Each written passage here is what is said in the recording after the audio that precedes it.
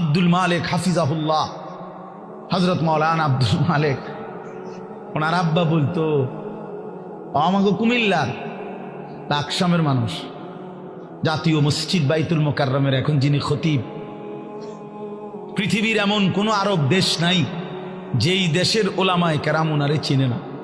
বাংলাদেশে তিনি যদি পরিচিত হয় 10%, আরব বিশ্বে তিনি পরিচিত 90%। পৃথিবীর আরব দেশের বহু ইউনিভার্সিটিতে এই হযরত আমার দেশের বাইতুল মোকাররমের খতিব যিনি বর্তমান, ওনার কিতাব, আরবি লিখিত বই কিতাব পৃথিবীর আরব দেশের ইউনিভার্সিটির সিলেবাস ভুক্ত। আল্লাহর কসম, আল মাদখাল উসুলে হাদিসের এক কিতাব সারা পৃথিবী পড়ে, এত সুন্দর, এত জামে, মানে উসুলে হাদিসের কিতাব আর পৃথিবীতে নাই।